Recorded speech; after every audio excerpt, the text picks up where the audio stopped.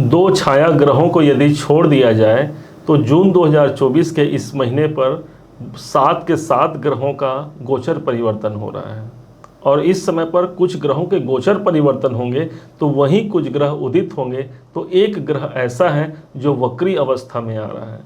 हम सभी बातों को समझने वाले हैं क्योंकि एक ऐसे जन्म कुंडली का हमने निर्माण किया है जो धनु राशि के जन्म कुंडली को प्रदर्शित करता है। इस जून के महीने को एक बच्चे का जन्म होता है और एक जन्म कुंडली का निर्माण होता है और ताउम्र वो कुंडली पूरे जीवन चक्र को प्रदर्शित करता है कि कब कौन सी घटना कब घटित होगी और जिसके माध्यम से ये अंदेशा लगाया जाता है कि कब कौन सी लाभ और हानि की स्थिति बनती है। और आज हम इसी को समझने वाले हैं कि इस जून के महीने में कहाँ कहाँ हमें उपलब्धता मिलने वाली है, कहाँ हमें शांति मिलने वाली है और कहाँ हमें सतर्क रहने की आवश्यकता रहेगी। समझते हैं सबसे पहले उस डेट को 1 जून को। 1 जून को एक सबसे बड़ा परिवर्तन होगा जिस दिन आपके प्रबल योग कारक ग्रह और ग्रहों के सबसे ज़्यादा पराक्रमी ग्रह माने जाते हैं मंगल, इनका गोचर परिवर्तन होगा मेष राशि पर, जो कि आपके अपने राशि से ठीक ये पंचम भाव पर आएंगे और पंचम भाव के स्वामी ही हैं। जब ये मंगल जाते हैं तो एक ऐसे स्थान पर जाएंगे जहां इनका स्वयं का घर होगा। मानसिक शांति यहाँ पर प्राप्त करते हैं मंगल के द्वारा। हम एक ऐसे डिसीजन तक पहुँच पाते हैं जिसके माध्यम से हम अपने जीवन को उन्नत बना पाएँ। वास्तव में मंगल का यहाँ पर पंचम पे आना इनकी एनर्जी का आना होता है। हमारे जीवन में कहाँ पर हमारी एनर्जी लगेगी वो मंगल हमें प्रदर्शित करता है। और जब इस टाइम पर ये पंचम भाव पर रहेंगे अर्थात हमारी सब पूरी एनर्जी हमारे कोई विशेष डिसीजन पर हो सकता है। कोई विशेष आप निर्णय लेने वाले हैं, कोई डिसीजन लेने वाले हैं, उस पर आप काम करेंगे। इस महीने ये समय होगा अपने बच्चों के लिए काम करने का। उनके लिए मुझे क्या करना है इस पर आपका सारा का सारा फोकस होगा क्योंकि मंगल हमारी एनर्जी है। जहां ये मंगल रहेंगे उस स्थान पर हमारी एनर्जी रहेगी। पंचम भाव ही प्रेम संबंधों का होता है। कुछ लोग जो प्रेम संबंधों में हैं उनकी एनर्जी वहां रहेगी। पंचम भाव ही शेयर मार्केट का होता है, कुछ लोग वहां इन्वॉल्व होंगे। और इसी हिसाब से देखा जाए तो पंचम भाव के स्वामी का पंचम भाव पर ही होना एक बहुत बड़ी जागृति को प्रदर्शित करता है, जो कि आपके योग कारक ग्रहों में इनकी गिनती होती है। अब एक दूसरा प्रभाव चालू होगा ठीक 2 जून को। 2 जून को होगा क्या, देवगुरु बृहस्पति जो कि एक भाग्य के कारक माने गए हैं, ये उदित अवस्था में आ जाएंगे। पिछले लगभग 1 महीने से ये अस्त अवस्था में चल रहे हैं और अब उदित अवस्था में आकर के ये अपने परिणाम को ज़्यादा मजबूती से प्रदान करेंगे। देखा जाए तो इनका संबंध जो बना है 6ठे भाव से बना है गुरु का। गुरु के विषय में कहा जाता है दीपक तले अंधेरा। जहाँ पर ये स्थित है वहाँ दीपक तले अंधेरे की भांति हमें जलना होता है, लेकिन सब तरफ तो प्रकाशित होगा, लेकिन 6ठा भाव कहीं न कहीं कुछ प्रभाव से हीन हो सकता है। जहां इनके शुभ प्रभाव होंगे वो एक अनुकूल स्थिति होगा। इनकी 11वीं इनके स्थान जहां पर ये बैठे वहां से पंचम दृष्टि जो पड़ेगी 1 2 3 4 5 वो आपके कैरियर के भाव पर पड़ रही है, आपके कर्म क्षेत्र पर पड़ रही है और स्वयं नौकरी के भाव पर गुरुदेव बैठे हैं। इसलिए अभी पूरे 1 साल तक ये रहेंगे और ये जून 2 तारीख को उदित हो रहे हैं। नौकरी और कैरियर के लिए एक बहुत अच्छा प्रभाव हो गया। भाई कैरियर इसलिए हो गया क्योंकि कोई बिजनेस करे या फिर नौकरी करे उनका संबंध उसके कार्य क्षेत्र से होता है और गुरु की दृष्टि वो संपन्नता रखती है, वो प्रबलता रखती है जिस स्थान पर इनकी दृष्टि पड़ी कैरियर भाव पर, अर्थात मुझे वहां से एक जागरूकता नजर आएगी। ऑलरेडी पहले से केतु देव विद्यमान है, इसलिए केतु और गुरु दोनों मिलकर के ही कोई विशेष कार्य की सिद्धि करा जाते हैं। गुरु के पास वो प्रभाव होता है जैसे हमने कहा दीपक तले अंधेरा। इसका मतलब ये हो गया हमारा फोकस नहीं रह पाता तो किन क्षेत्रों में, अपने स्वास्थ्य के लिए। इस पर हमें ध्यान रखने की आवश्यकता है। भाई कार्य हमारा एक तरफ है, पैसा एक तरफ है, लेकिन जान है तभी तो जहान है। और इसलिए इस टाइम पर अपने स्वास्थ्य पर आपको ध्यान रखना होगा। पूरे 1 साल तक 6ठे भाव पर गुरु का गोचर है। गुरु जिस भाव पर होते हैं उस भाव को बड़ा बनाते हैं, नौकरी को बड़ा बनाएंगे, कोई शत्रु यदि है तो उसे भी बड़ा बनाएंगे। लेकिन ये स्थान है मेरी प्राप्तियों का, मुझे जो प्राप्तियां होंगी वो भी क्या होंगी, बड़ी होंगी। ये गुरु का प्रभाव हो गया। अगला डेट आता है 12 जून को, जिस दिन ग्रहों के सबसे सौंदर्य से परिपूर्ण ग्रह माने जाने वाले शुक्राचार्य जी महाराज अपने 2 नंबर की राशि को छोड़ करके अपने मित्र की राशि बुध की राशि पर इनका संचरण हो जाएगा। आज की स्थिति में यही शुक्र बैठे हैं ठीक 6ठे भाव पर ही, इनका संचरण हो रहा है 7म भाव पर। शुक्र को देखा जाए तो 6ठे के मालिक 7म पर जाएंगे। दाम्पत्य जीवन के लिए एक अच्छी अनुकूलता हो गई। जिन लड़कों के विवाह नहीं हो रहे हैं, विवाह के लिए अच्छा हो गया। जीवन साथी जीवन संगिनी के साथ प्रेम संबंध अच्छे रहेंगे। प्रेम के प्रतीक होते हैं शुक्र, इसलिए प्रेम यहाँ अच्छा रहेगा। लेकिन चूंकि 6ठे भाव के स्वामी हैं, इसलिए उन संबंधों में दरार न पड़ जाए, इसका हमें ध्यान रखने की आवश्यकता भी रहेगी। आपके लिए ही इनकम भाव के स्वामी ही बनते हैं शुक्रदेव। इनकम के स्वामी का 7म पे जाना, मेरे व्यापार मेरे कर्म क्षेत्र से मुझे धन की प्राप्ति होगी, मुझे लाभ की प्राप्ति होगी। जो पार्टनरशिप में है उनको यहाँ एक अच्छी अनुभूति मिलेगी, पार्टनरशिप से धन की प्राप्ति होना। जीवन साथी या जीवन संगिनी के डिसीजन से, उनके निर्णय के द्वारा मुझे लाभ प्राप्त होना, ये एक अच्छी अनुकूलता यहाँ पर शुक्र के माध्यम से देखने को मिलेगी। जिनकी दृष्टि जो पड़ेगी सीधे आपके अपने राशि पर पड़ती है, अर्थात शुक्र की दृष्टि आप पर स्वयं पर पड़ेगी। वो एक सौंदर्यता आपके अंदर स्वयं यहाँ पर देखने को मिलेगा। शुक्र की दृष्टि पड़ रही है आपके अपने राशि पर। हमें ध्यान रखने की आवश्यकता रहेगी अपने स्वास्थ्य में, इस बात को आप मत भूलिएगा इस जून के महीने में। अगला गोचर होता है ठीक 14 जून को, जिस दिन बुध देव ग्रहों के जो राजकुमार हैं, इनका गोचर परिवर्तन भी हो जाएगा। और ये बुध आपके सप्तमेश भी हैं और दशमेश भी हैं। आपके कैरियर के मालिक होकर के ये कैरियर 7म भाव पर ही समाहित होंगे। ये एक ऐसा समय होगा जिस समय पर मेरे कार्य क्षेत्र में मुझे अनुकूलता नजर आएगी। एक ऐसा समय होगा जिस समय पर जीवन साथी या जीवन संगिनी के सहयोग से, किसी मित्र रिश्तेदार के सहयोग से मेरे काम सुलझ सकते हैं। अपने स्वयं के राशि पर होंगे बुध। बुध को माना गया है व्यापार, और शुक्र यहाँ पहले से पहुंच जा रहेंगे, तो शुक्र और बुध का संबंध हो जाएगा। बुध हमारा व्यापार है और शुक्र है पैसा। इसलिए जो व्यापारी वर्ग हैं उनके लिए आर्थिक दृष्टिकोण से यह समय अच्छा रहेगा। व्यापार में कुछ पैसा लगाना चाहते हैं, सही समय रहेगा। एक ऐसा समय रहेगा जिस समय पर शुक्र और बुध एक संग रहेंगे। बुध हमारा एजुकेशन है और शुक्र है हमारा धन। इसलिए एजुकेशन के द्वारा, आपके ज्ञान, आपकी बुद्धि के द्वारा इस समय पर धन की जागृति सबसे ज्यादा मजबूत होगी। एक अगला परिवर्तन होता है ठीक 15 जून को, सूर्य का संचरण हो जाता है ठीक मिथुन राशि पर। देखिए सबसे ज्यादा जो प्रभावी होगा आपका 7म भाव होगा। 3 ग्रहों का त्रिग्रही योग बन जाएगा 15 जून से। सूर्य वो ग्रह बनते हैं जो कि आपके भाग्य के स्वामी हैं। भाग्येश उठ करके 7म भाव पर आएंगे, मतलब मेरे कार्य क्षेत्र में मुझे भाग्य का सपोर्ट मिल गया, मेरे उच्च शिक्षा में मुझे सफलता मिलेगी।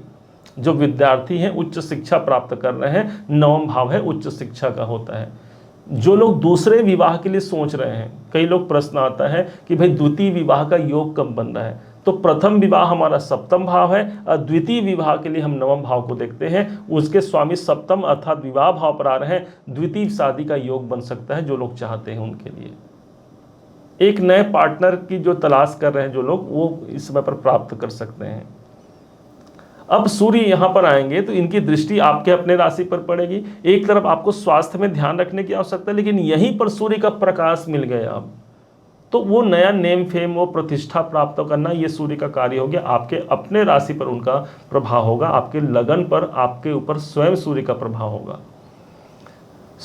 सूर्य का प्रकाश होना, नवमेश का प्रकाश होना, इसका मतलब ईश्वर का प्रकाश मुझे प्राप्त होना, ईश्वर की कृपा मुझे प्राप्त होना, उच्चाधिकारियों का सपोर्ट मुझे मिलना।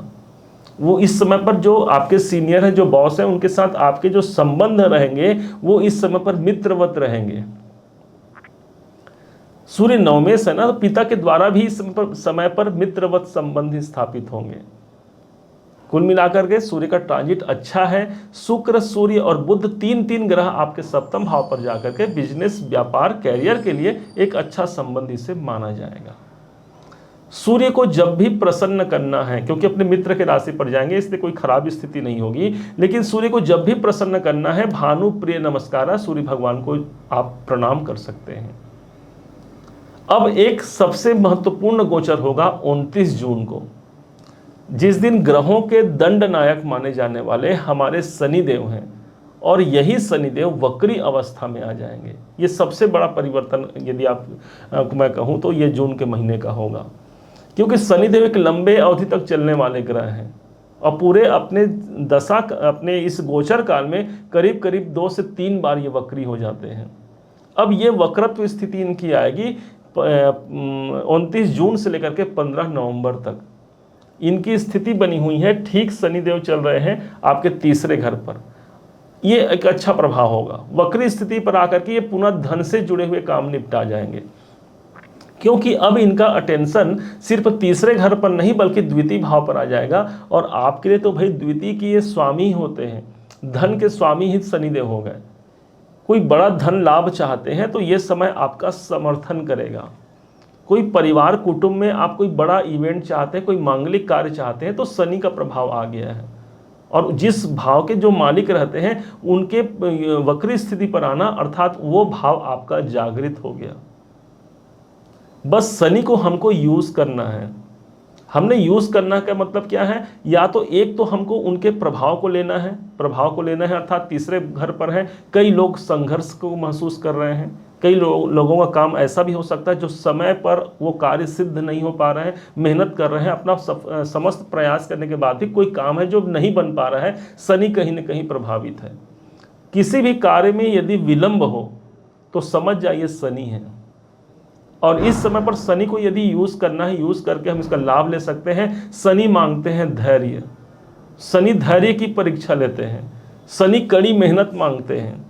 और जो लोग कड़ी मेहनत करते हैं और साथ में धैर्य रख लिया जिन्होंने, तो धीरज धर्म मित्र अरुनारी, आपद काल परख यही चारी कहा गया है शास्त्रों में।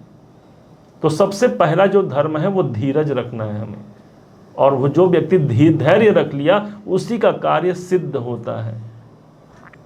और इस प्रकार से शनि को हमने यूज कर लिया, इसके कारकत्व की वृद्धि कर लिया, हमको शनि के समान बन जाना है। वो धैर्यता शनि अर्थात सैन्य और सैन्य हमारे जीवन में बहुत कुछ परिवर्तन कर जाते हैं, पता भी नहीं चल पाता। शनि देते हैं तो भी धीरे धीरे, और जब लेते हैं तो भी धीरे धीरे कहा जाता है। धन भाव पर इनका प्रभाव रहेगा, आर्थिक दृष्टिकोण से काफी मजबूत स्थिति रहेगी। हालांकि इनके विषय में एक बहुत ही विस्तृत वीडियो लेकर के आएंगे, उससे आप जरूर देखिएगा। राहु और केतु, राहु की स्थिति इस समय पर चल रही है ठीक आपके चतुर्थ भाव पर, और केतु देव बैठे हैं दसम भाव पर। राहु के पास वो भूख है, वो तड़प है, प्रॉपर्टी, किसी प्रॉपर्टी की आपको चाह है, किसी प्रॉपर्टी की आपको कामना है, ये कामना रहेगी। राहु चतुर्थ में है, उसकी तड़प रहेगी हमें। और केतु बैठे हैं दसम भाव पर। कभी कभी ऐसा हो सकता है कि मेरे कार्य नियत समय पर नहीं बन पाए, कोई काम मेरा बिगड़ जा रहा है, तो दसम भाव पर केतु, क्योंकि केतु हमको डिटेच करते हैं। कोई ब्रेकर है केतु, तो कार्य क्षेत्र में यदि अभी ब्रेकर चल रहा है तो समझिए केतु दसम भाव पर विराजमान है। केतु का सीधा संबंध होता है भगवान श्री गणेश जी महाराज से। माना जाता है जिस प्रकार से राहु ऊपर का भाग है, सिर काट दिया था भगवान नारायण ने, ऊपर का भाग राहु बना, नीचे का भाग केतु बना। उसी प्रकार से श्री गणेश जी का भी सिर काट दिया गया था भोलेनाथ के द्वारा। और इसी कारण से जब आप केतु को प्रभावी बनाना चाहते हैं, केतु के शुभ परिणाम लेना चाहते हैं, भगवान गणेश जी सबसे बड़े देवता हो जाते हैं हमारे कार्य की सिद्धि के लिए। और भगवान श्री गणेश की पूजा करके उन पर हरा दुर्वा अर्पण करके आप इनका शुभ प्रभाव ले सकते हैं और कार्य क्षेत्र को बहुत उन्नति करा सकते हैं। विघ्न हरण मंगल करण कहा गया है भगवान श्री गणेश जी को। तो ये विघ्नों का समन करते हैं, अर्थात केतु के यदि प्रभाव को लेना है तो हमें श्री गणेश जी के शरण पे जाना चाहिए। आपके घर के जो कुल देवी देवता हैं उनका रिलेशन इस केतु के माध्यम से होता है। केतु वास्तव में एक डिटेचमेंट हमें देते हैं जिस स्थान पर होते हैं। दसम भाव कैरियर भाव पर है, एक डिटैचमेंट आ सकता है मन में। और जब तक देखा गया है केतु हमको तभी 100% परिणाम देते हैं जब हमारे मन में ये एक कामना आती है कि चलो हटाओ, जो हो गया वो हो गया, अब मैंने अपना प्रयास तो मैंने कर लिया, अब मैं छोड़ देता हूं। और जहां आपने छोड़ा उसे ग्रहण कर लिया केतु ने और आपका काम सिद्ध हो जाता है। इसीलिए कई बार आपने देखा होगा कि कोई काम आप निरंतर प्रयास कर रहे हैं तब तक वो कार्य सिद्ध नहीं होगा, लेकिन जिस टाइम आपने सोच लिया कि अब मैं उस पर ध्यान नहीं लगाऊंगा, अब किसी और काम पर करूंगा, तुरंत आपका काम सिद्ध हो जाएगा। ये है केतु का प्रभाव। अब चंद्रमा, एक ऐसे ग्रह है चंद्रमा जिस पर अधिक चर्चा नहीं होती, और चंद्रमा सबसे इसलिए भी चर्चा नहीं होती क्योंकि ये हर 2.25 दिन में अपना ग्रह परिवर्तन कर देते हैं, अपनी राशि परिवर्तन कर लेते हैं, और प्रत्येक एक दिन में अपना नक्षत्र परिवर्तन भी कर जाते हैं। जो आप राशि चक्र देखते हैं, जो डे टू डे जो राशि चक्र बताया जाता है, वो चंद्रमा पर आधारित होता है कि आज गोचर कहाँ है और किस आधार पर है। चंद्रमा को देखा जाए तो आपके जीवन में अष्टमेश बनते हैं तो योग कारक आपके, क्योंकि देवगुरु बृहस्पति के ये मित्र होते हैं, लेकिन अष्टम भाव का दायित्व इन्होंने देवगुरु बृहस्पति ने चंद्रमा को दिया है। तो चंद्रमा को जब भी समझना है, इसके अनुकूलता को समझना है। मन की अशांत, यदि मन ज़्यादा अशांत है, समझिए चंद्रमा पीड़ित है। मन में कोई समस्या यदि चल रही है, मानसिक अशांति लगातार बना हुआ है, तो समझिए चंद्रमा पीड़ित है। तो चंद्रमा का सीधा रिलेशन होता है हमारी माता जी से। माता जी के चरणों पर जाकर के वंदन करके उनके आंचल पर कुछ समय व्यतीत कर लीजिए, उनके पास बैठ जाइए कुछ टाइम के लिए, ये चंद्रमा आपका पॉजिटिव आपको रिजल्ट प्रदान करेगा। चंद्रमा के विषय में कहा जाता है, एक बच्चा जब किसी चीज की कामना के लिए या किसी कारण से जब एक बच्चा रोता है तो बाकी सदस्य उसे चुप कराते हैं, लेकिन जब वही बच्चा चुप नहीं होता तो माँ के आंचल के नीचे आता है, माँ की गोद में बैठता है, उसको शांति प्राप्त होती है, तब वो बच्चा चुप हो जाता है। माँ कुछ नहीं करती, लेकिन वो एक प्रभाव है कि माँ के संग आना, माँ का अर्थात चंद्रमा, वो शांति है माता जी के पास। और इसीलिए कहा गया है चंद्रमा को यदि अच्छा रखना है, इनको यदि अच्छा प्रभाव लेना है, अपने जीवन को यदि परिवर्तनीय बनाना है और वो भी शुभ परिवर्तन देना है, तो धनु राशि के लिए सदैव माँ के आंचल पे रहिए, उनका आशीर्वाद देते रहिए, हमेशा आपका जीवन उज्जवल रहेगा। माता जी यदि जीवित नहीं है तो जो मातृतुल्य जो महिलाएं हैं उनको वंदन करना, उनके संग अच्छा समय व्यतीत करना, उनका सत्कार करना आपके चंद्रमा को मजबूत बनाएगा। माँ जगदम्बा जी को चंद्रमा से जोड़ा जाता है, उनकी कृपा भी आप ले सकते हैं, और इसीलिए नित ज्योति जले जहाँ मेरी मैया बसे वहाँ कहा जाता है। अर्थात वो प्रेम की ज्योति, वो शांति की ज्योति माँ जगदम्बा के पास है, और वहाँ से जुड़ करके भी हम शांति प्राप्त कर सकते हैं। इस जून महीने के शुरुआत दिवस ही यही चंद्रमा राहु के संग बैठा है पंचम भाव पर। पंचम भाव पर चंद्रमा स्थापित है, जो कि मानसिक शांति का प्रतीक है। अब इस समय पर यदि बन पड़े तो भगवान भोलेनाथ पर आप जल अर्पण कर सकते हैं, क्योंकि भगवान शंकर जी के जो मस्तक पर जो मुकुट के रूप में है, जो शोभायमान है, वो चंद्रमा है। और इसी कारण से कहा जाता है, दधि शंख तुषाराभम क्षीरोदारणा व संभवम नमामि शशिनम सोमम शंभुर मुकुट भूषणम। भगवान शिव जी के मस्तक पर यही चंद्रमा विराजमान है। जब शिव शंकर पर हम जलाभिषेक करते हैं या दूध से अभिषेक करते हैं, मतलब ये लिक्विड है जो चंद्रमा का तत्व है। हमने भगवान शिव की सानिध्यता तो प्राप्त कर ही लिया, साथ ही साथ चंद्रमा को भी हमने प्रसन्न कर लिया, चंद्रमा की कृपा हमें मिल गई। इस प्रकार से आप अपने जीवन को उन्नत कर सकते हैं। अब कुछ तारीखों पर चर्चा कर लेते हैं, जो तारीख आपके लिए शुभ और अशुभ रहेंगे, ध्यान से सुन लीजिएगा। धनु राशि के लिए जो जून 2024 में शुभ तारीखें होंगी, वो तारीखें होंगी 17 जून, 18, 22, 23, 26 और 27 जून आपके लिए शुभ व अनुकूल होंगे। इसके विपरीत जहां पर आपको सतर्क रहने की आवश्यकता रहेगी, वो तारीख होंगी 1 जून, 2, 9, 10, 11, 20, 28 और 29 तारीख को हमें सतर्कता की आवश्यकता रहेगी। यदि इन तारीखों में भी कोई आवश्यक कार्य करने पड़ जाए तो अपने गुरुवर का आशीर्वाद लेकर के, अपने इष्ट देव का सुमिरन करके आप किसी कार्य को संपन्न करा सकते हैं। उम्मीद है आप सबने इसे समझा है, आप सबने इसे जाना है। यदि आपने इसे समझा है, जाना है, मेरे समझाने का प्रयास यदि आपको सार्थक लगा हो, मेरे समझाने का तरीका यदि आपको सार्थक लगा हो, तो हर बार की भांति इस बार भी अपना प्यार भरा लाइक और कमेंट करना कभी मत भूलिएगा। और हाँ, अपना प्यार भरा लाइक जरूर कीजिएगा। बहुत मोटिवेशन मिलता है हमें कि हमने अच्छा कार्य किया है और धनु राशि ने उसे सराहा है। और यदि अभी तक आपने चैनल को सब्सक्राइब नहीं किया है, सब्सक्राइब जरूर कीजिएगा। पुनः एक बार फिर आप सभी का दिवस बहुत मंगलमय हो, इन्हीं शुभकामनाओं के साथ। जय श्री राम।